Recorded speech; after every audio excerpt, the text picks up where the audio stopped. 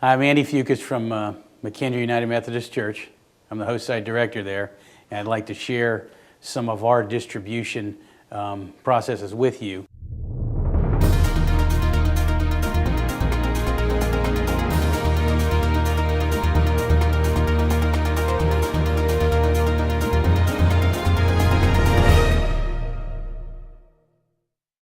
We got together as a group and really said, what do we want this ministry to do for us? And we put a lot of planning efforts into, how can we feed bodies and souls on distribution day? That was really our question. Our distribution day starts early. We have a team that goes to get the food, and then we have another team that's at the church in the fellowship hall setting up that room.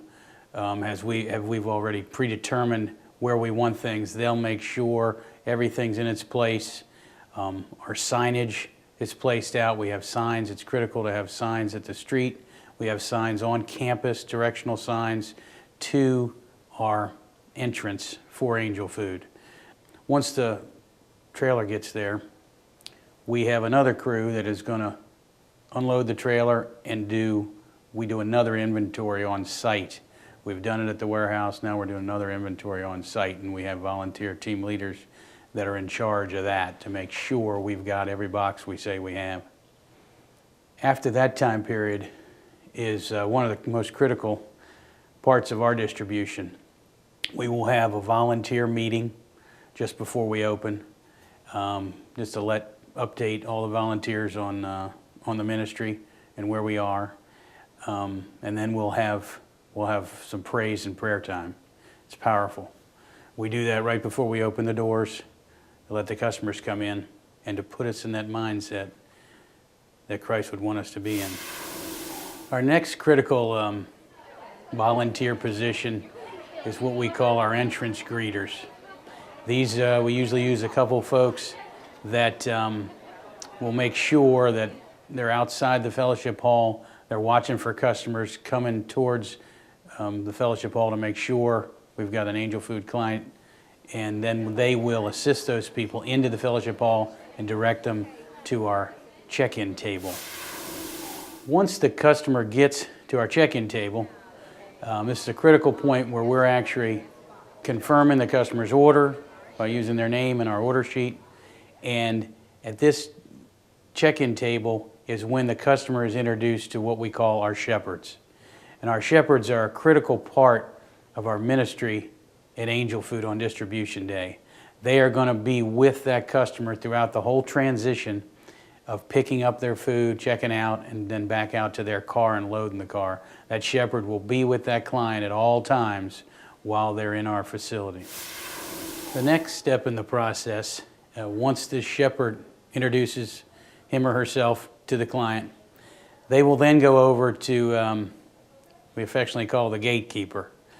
And this is a volunteer that controls the flow of customers and shepherds into the distribution area. That Gatekeeper is going to be engaged also with the customer. Again, this is fellowship, this is ministering, this is getting to know one another. And that happens while they wait to be let into the distribution process. It's a bonding time for volunteers and for customers. We want to allow that distribution area to be a little private, if you will, so we can have time to talk and minister to the customer. So it's critical that Gatekeeper keep everybody in a staging area until he's ready for them to move to pick up the boxes.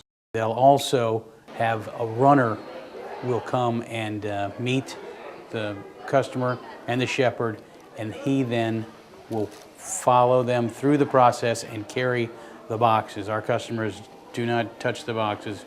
We carry the boxes for them out to the car. Next process is for the customer, the shepherd, and the runners to go and actually pick up the customer's orders and actually get the boxes. So we will walk them through that process. We then will take them to checkout. The volunteer desk at the checkout section actually will have another list that they can compare, make sure. This is another double check to make sure that what the customer ordered is what we're taking out to their car, and that we have the correct boxes and the number of boxes that they ordered. We also, at this time, give out the next month's menu for Angel Food and do some explanation of if there's anything different on their menu or new, we'll point that out. We also have a picture menu there to show the customers if they have any questions about next month's menu, we can actually refer to that picture menu.